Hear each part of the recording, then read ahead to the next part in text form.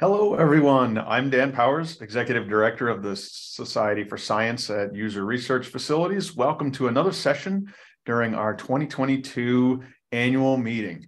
We're going to be hearing from Stacy Baker, a communications expert with the Center for Integrated Nanotechnologies. And I want to give a bit of a framing of what she's going to be describing today. We're going to do this in sort of interview style. So when she comes on the screen, I'll stay on and I'm going to interact with her as she's describing some of the facets of this website upgrade project, a complete rebuild for her laboratory's information and the details of how they got started and the kind of aspects and attributes that they were looking to research. Let me frame this out with a little bit more detail here. You would have seen from some of the description, this website really was meant to be and has become a transformational portal of information and engagement for the stakeholders of CINT, is their acronym. With this project, Stacy's going to be describing just how they started off with budgeting and branding and audience assessments, and then the kinds of timelines and additional budgets that they needed to map out and technical options. What kind of content, of course, would be put on there? Where would it be located? And by what method would people find the information that would be most relevant to them? How does CINT decide what people are going to want to have or find on a website? And then the launching process. How do you even put out the website in a way that it is not clunky or otherwise serves your other communication goals and strategies that you have? And then finally, of course, ongoing assessment. How do you discern what type of traffic and what kind of value your stakeholders are getting out of the new website that you've created? So that's just some of what we've discussed in the past as we were framing out this session. Let's bring Stacy onto the screen here, and I'll turn the microphone over to you for a moment, Stacy. Again, I had mentioned briefly that she's a communications expert with CINT. She has an extensive background in communications, marketing, operations, and event management, and had joined the Los Alamos National Laboratory in 2008. And she's also worked with the National Security Education Center's Engineering Institute and the Bradbury Science Museum as well, where she engaged with lab researchers to promote the exciting work being done at Los Alamos. As a user, as a stakeholder, as a visitor to the website, I found the flow of information, the ease by which I could find details on projects, news, staff, was something that caught my attention so much. I wanted to know how this was achieved. That led to this presentation today. And Stacy, thanks for joining us. Let me hand you the microphone. You can describe some more of your background if you would like, but otherwise, let's get the presentation started. Sure. Thank you. Thank you so much for having me. I think you summed up my background pretty well.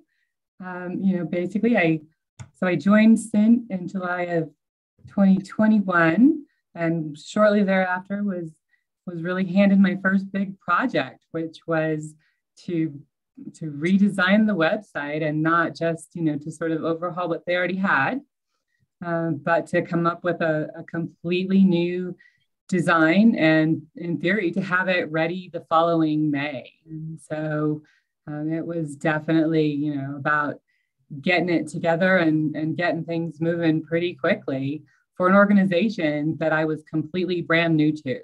So it was definitely came with its challenges, even though I'd had over a decade of experience doing content management and web work in the other organizations that I'd been with. Yeah, so a bit of an urgency here, new person. Your first project is to completely revamp our digital communication portal. So, all right, well, let's go right into that. How did you first get your arms around what would be necessary for such a project? Sure. So, today, an organization's website, it's their public face, really, right? It's globally, that's what people see. And so it was really important to take into consideration a few things, to begin with. Is now the right time to do it? And so we really wanted to think about, you know, how old is the site? You know, is it the right time to go ahead and do that? While the old site was done in 2013, you know, the rapid innovation of website and mobile app technology since then has just been exponential. And so how people use websites and how they use those mobile apps has changed a lot. It was definitely time to sort of get up with the times and change the site so that it worked with those different apps. We wanted to increase the ease with which people, potential users, could find those capabilities, which is really what we're trying to bring people in to use for the organization. And in theory, that would be, you know, that would lead to increased growth for CINT as well, and you know, expand the science that we can do and that we can help others do. And we had this big triennial review come in, and so what better time to sort of, you know, get that website up and going and really make it snazzy. We needed to consider who is our audience. For us, you know, that's obviously that's our users, that's our potential users, that's our staff, but it's also, you know, our DOE funders and academia across the globe, and our other national labs and other user facilities, and our U.S. taxpayers, right? Because at the, you know, at the end of the day, that's who we answer to. You know, we had to ask ourselves, what do we want our website to do? Well, we wanted to provide resources to those users as efficiently as possible. Today's average person is so inundated with so much information, and you can go online and you can start down one chain of, you know, searching for something, and you can end up online for hours, right? Like you can just dig and dig and dig and find all kinds of great information. But we want people to find what they need so they can get to submitting a proposal, or they can find the contact they need or the capability they need and get to work. Right. We want to be able to bring in users, right? Career seekers. We want to have a public portal that people can check out and build goodwill, right? So they see that we're doing good things with those taxpayer dollars. We needed to know how well our current website was doing. And because we didn't have really well recorded analytics, it was sort of hard to say. But we knew that we had opportunities, right? We knew that we had great opportunities to sort of reorganize that content, build up better ADA compliance, better capability marketing, and get some better images in there. We needed to take a look at, you know, what our opportunities were for if we wanted to redo our branding, our logos, our style guides, our marketing collateral, and possibly most importantly, aside from like our audience, what are our resources, right? Like, are we gonna have to find somebody outsourced to do this? What are our in-house skills? Do we have budget for it, right? So those were just, you know, those are the basics that we really had to consider before we even started.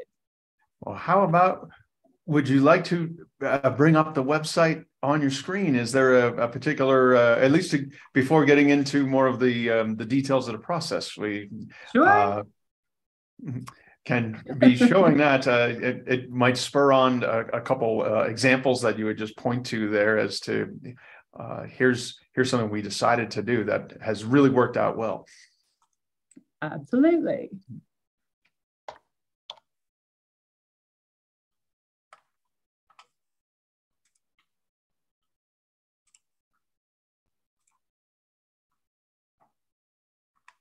Right, so this is our landing page. So, you know, one of the things we did is we wanted to make sure we could take advantage of a little more real estate on the screen and use some of those bigger banner images and get away from using the carousel images. We just had some problems with those. They were not as ADA compliant.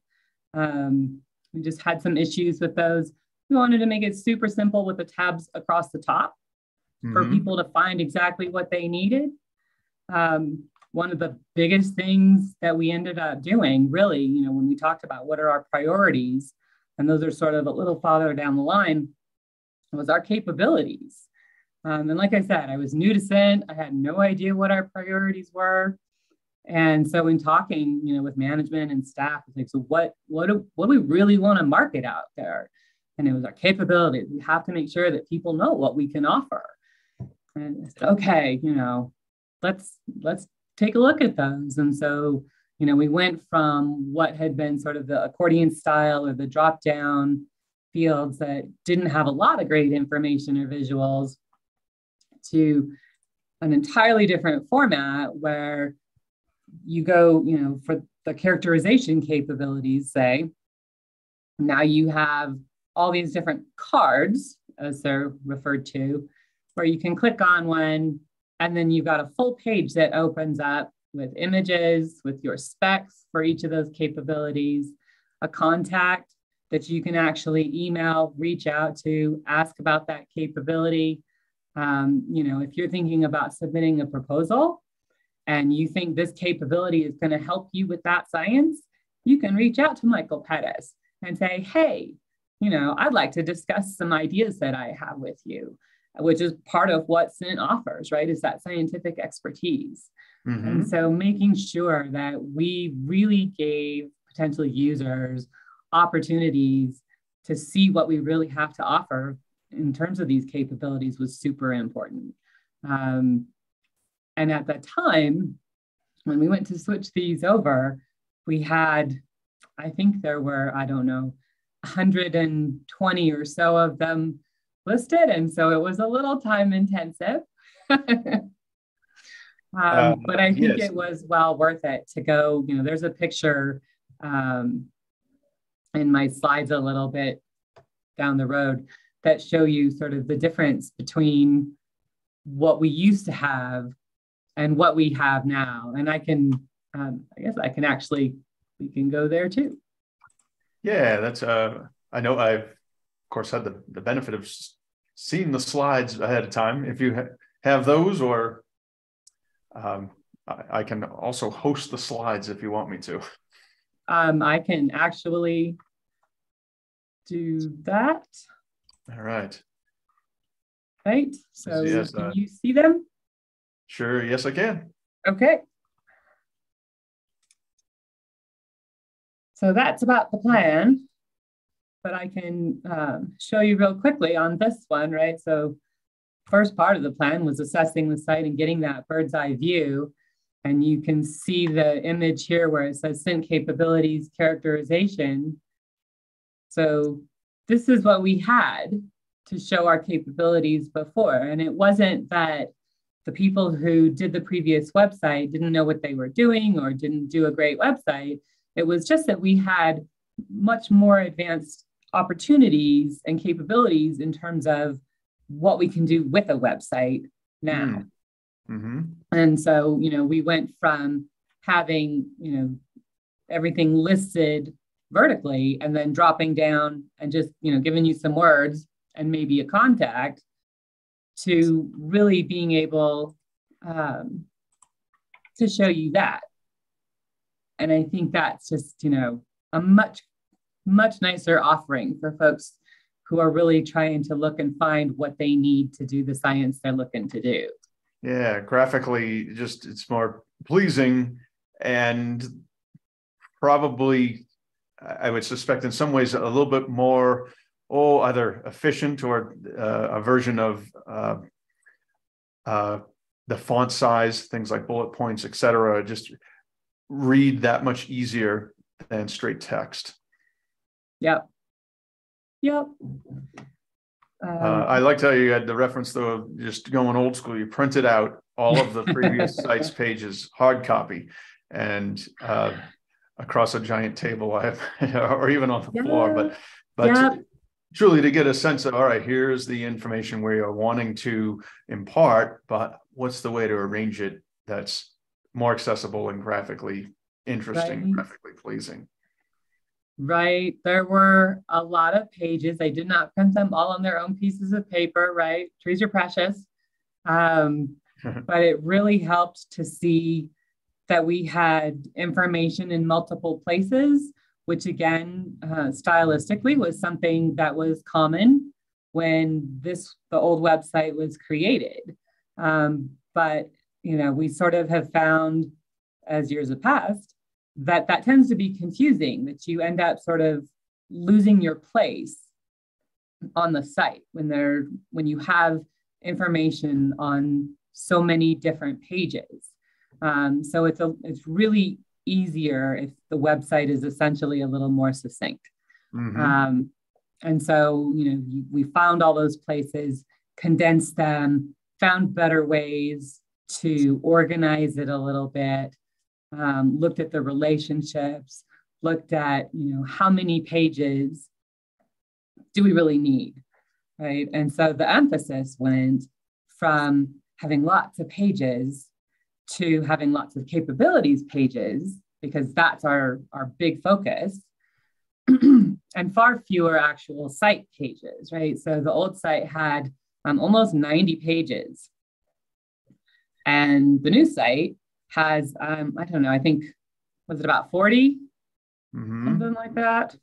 But far fewer, right? I mean, the capabilities page, lots of those.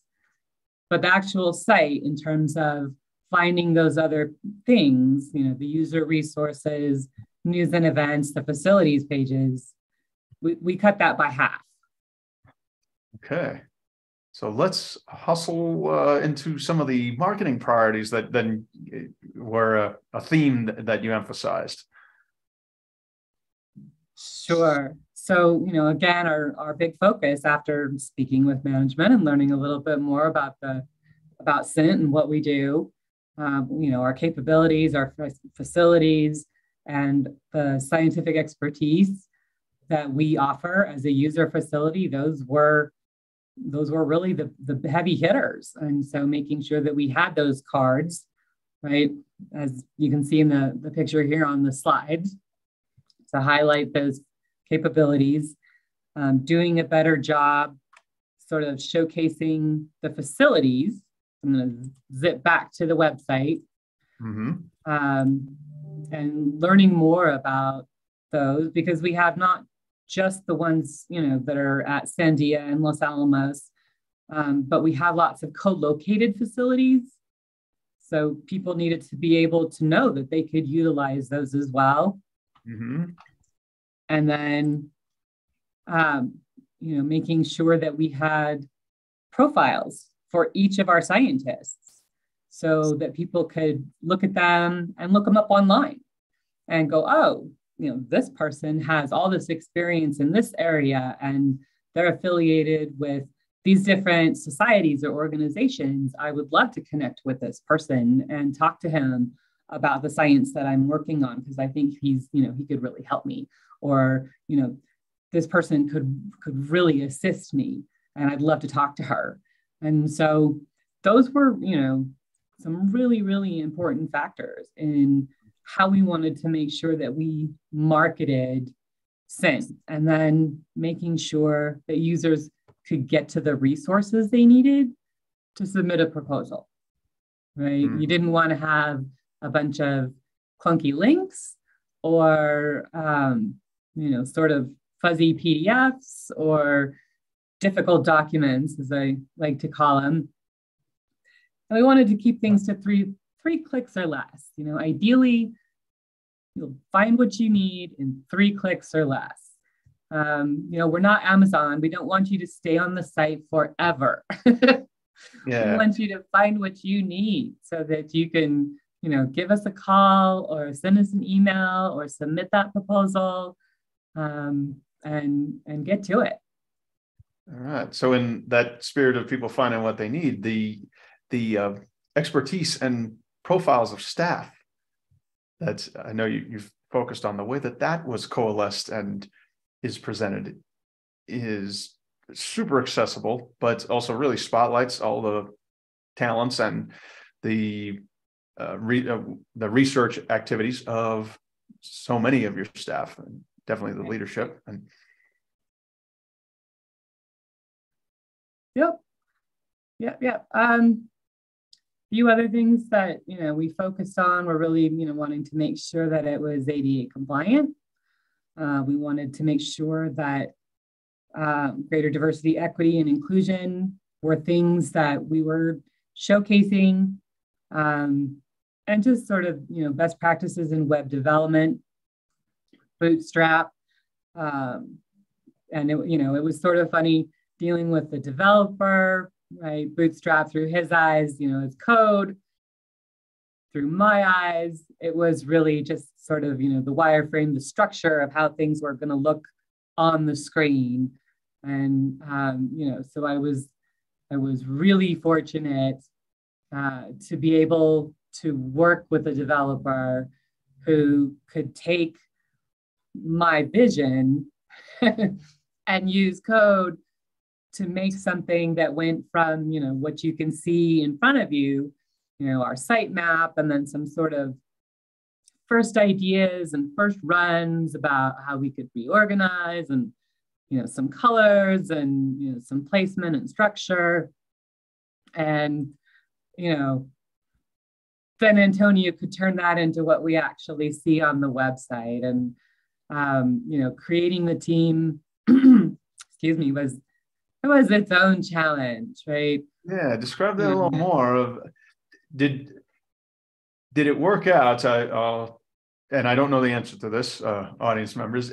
Had you mapped out the skills and the aspects of the project that you needed to hire people for, and it worked out once you found people, or did you, in essence, learn as you went that there's going to be additional facets of this project? We need to hire another person that we didn't even think of back a few steps ago. Sure, it's a good question. So I knew what my capabilities were, and I knew that we were going to need a developer. What I didn't know was sort of that area in the middle, which was what does the content management system that I have access to, which is at Los Alamos National Laboratory, what templates do they have? What is available to me that I can repurpose, right? They had new formatting and new pages that were gorgeous. And because I wasn't, I didn't entirely know what I didn't know. I was speaking with them and I'd known them for a long time, but I still said, well, hey, can we just reuse those? And they were like, well, there's actually a lot more involved with those behind the scenes than it looks like. I was like, oh, okay. I was like, well, what about these other templates that I see? And they're like, well, let's connect you to Antonio. How about you and Antonio get together and start talking? Okay. And so, fortunately, he was available, although he wasn't available really until October. And even then it was mostly part-time, right? And we're thinking about our timeline always. And so we started talking, and he was great about brainstorming and taking my ideas and saying, rather than saying, he was very good about saying, let me think about that. I'll get back to you tomorrow. Okay. And so, we were able to work together, and he was able to say, okay, this is what we can do. Let's try this. And so we were able to work together and use some of what the lab already had. And then he created some stuff from scratch. And eventually, we sort of built our schedule and talked about what was possible and what was required and what was impossible. Because, you see things online and you're like, oh, that's so cool. And then, your developer's like, no, you don't have the money for that. And you have to sort of go, okay. Can you tell me a little more about this? Is there an example, or at least for not something that didn't work out, but something that you did think of and you said, all right, let me get back. And now it is part of your site and it's something that's functional and helpful. Well, I mean, we knew about the Bootstrap opportunities, right? We knew about the cards and the buttons and all of those, and that they are incredibly handy because basically you start, he creates with a style guide. You get together and you say, these are my fonts and my bullets, and this is, the size that I want my stuff and all my colors. And he says, okay, you're going to have sections. And in each section, you can have cards, or you can go free form, or you can go, and he creates all these different options. And then basically at each section, you do what you want, but you have to be able, you have to have some expertise of your own to be able to do that. And so having his capability to create all of that and then just hand it off was phenomenal. Because it meant that as soon as he had those ready, I was able to just start loading content in there and just make it happen. So his knowledge of Bootstrap and what it could do for us, combined with sort of the design elements that I wanted, really brought it together. However, you can spend a lot of budget on a website. And I will say that, every institution is different. And if you don't have a lot of sort of your own in-house organizational access, you're going to pay a lot more. I would say that, altogether, our budget was probably 20% of what it could have been if we didn't, if I didn't already have a really good foundation of previous experience. Interesting. And related to that, as the new site structure was being mapped out and you're becoming comfortable with the visual structure of all of that, you had mentioned how many pages were on the prior website. How did you decide where the limit would be in terms of content? All of our user facilities, in essence, have bottomless libraries of fascinating content. So how was that strategically decided as to what would be going on the new site and where the enough line was? Sure. That's also a great question. And I think, for someone who was really new to the organization, that was certainly a challenge. Redundant information went away. That was an easy call. But there was never a question or decision to set a hard number, right? The information that we needed to have out there needed to be there. So it wasn't really about saying, we're going to cut the number of pages in half. It was about, we're going to condense this to the most efficient and effective number of pages possible. And that's where we went. Right? We focused on the capabilities. People can shop on those 100 pages, whatever that is, those. But everything else, we wanted it to be sort of lean and clean. Right. Well, and thanks. I know I had you move through a couple of your slides there relatively quickly. Okay. And just have a few minutes left here before the next presentation. So let's continue on. I know some of the backstory. You had referenced both the ability to archive your data from the prior site to ensure at least you had that legacy information. And then also more back out to the front side, the new site would have been integrating social media in ways that just didn't exist 7-8 years ago from the prior site. So let me, Sure. I'll just prompt you on those. You can describe as deep as you want to go into each of those realms. Sure. So, as you get ready to go live with that new site, you have to unpublish all the old stuff.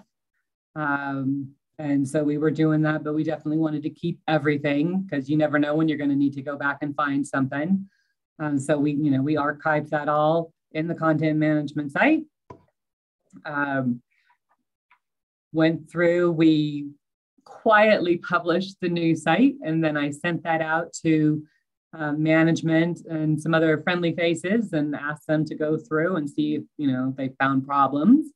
Inevitably, they did, and that was awesome because after you've stared at a website for 7 or 8 months, it all sort of starts to get a little bit fuzzy. And we just looked and combed through that and did the best we could and found all those typos and broken links and got it all snazzy. And then eventually we went ahead and put that out there.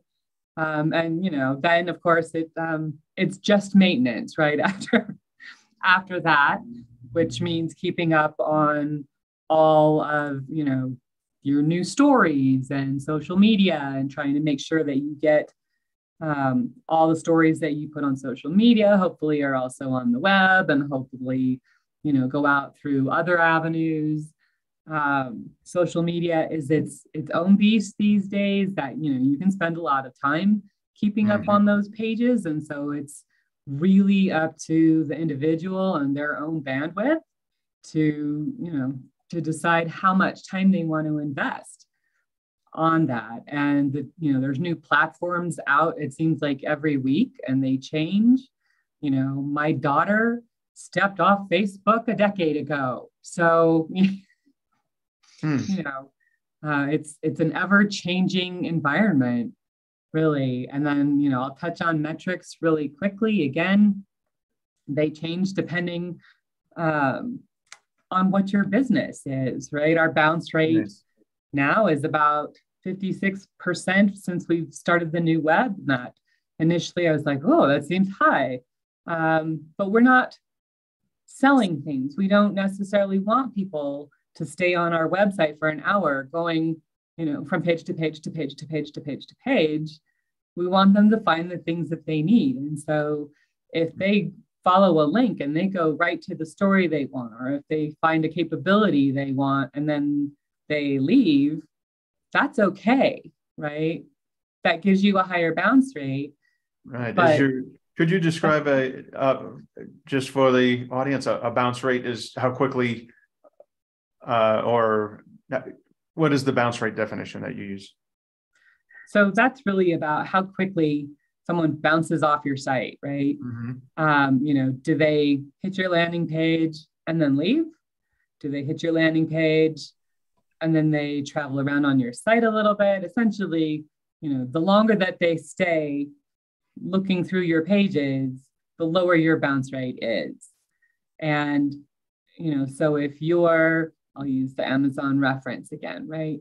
Like Amazon wants you there as long as possible. If you're if you're an e-commerce site, they want you there as long as possible, right? Because then you are spending money, you're seeing ads, you're doing all that consumer behavior that they want. We are not selling anything, right? We're free. Yeah. We're right. offering the way you wouldn't mind if someone found what they needed. It gave them either an outside website to follow on in more detail, or perhaps the email address or phone number that they were looking for to contact someone directly. That quickness of visits is not necessarily an indication of any poor value or poor experience. Right. If we just go back to, that one capabilities page with Michael Pettis, if somebody's like, oh, Michael Pettis, I'm going to call Michael Pettis, and they leave our site, but they call him, then we've done what we wanted it to do, right? The website has fulfilled its purpose because we've made that connection. All right. Just a couple minutes left, Stacy.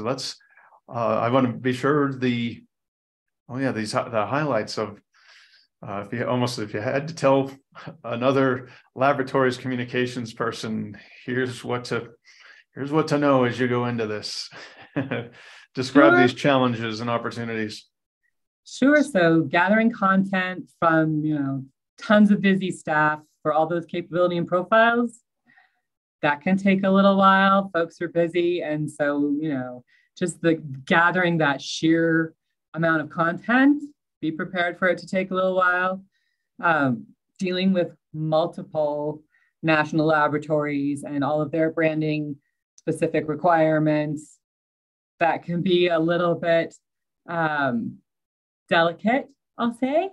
But, it's important to make sure that you're incorporating as much as you can of everybody's branding, because it's important when you have collaborations like that everybody be viewed as equal partners. Opportunities, I learned more about CINT doing this project than I could have in a year probably doing anything else. There were lots of great opportunities to meet people and network, hone my own skills, doing the website. It was altogether, it was a ton of fun. It was a lot of challenging work, but it was a lot of fun. Okay. Well, the SurveyMonkey link here, I've provided that to the producers in the chat here, and I am not sure what the option may be for them to put that out to the public, but as a clickable link like right now. But I'll let them manage that for a second. Could you give us some insight? What type of questions do you have there? If someone, they might have the CINT website open right now in another browser tab while you were talking, and we're looking through the site as you were describing it. What kind of questions are on this survey? Sure, I think it's 6 or 7 questions. Essentially, do you find the website easy to use? Did you find what you were looking for quickly? Overall, were you happy with the website? Did you find it attractive? Very general questions. And, if you have thoughts or feedback, by all means, send it. All right. Okay. Well, thank you for going through so much information there quickly, Stacy. And the site, I encourage everyone to go and visit, even if you didn't think that nanotechnologies was something of interest to you, but the flow of information there, if you're in communications for your laboratory or facility, you'll get some really good strategic and thematic ideas from how the CINT website operates. It's really a great digital communication portal. And thanks for showing that to us today, Stace. And I'll look forward to sharing this out, and we can continue to have more science and laboratory communications webinars or group convenings with this as a foundation, giving us a lot to recognize. Thank you. Absolutely. Thank you so much for having me, Dan. All right, you're welcome. And we'll be starting the next session in just a few moments. We'll just take a quick break now. Thank you.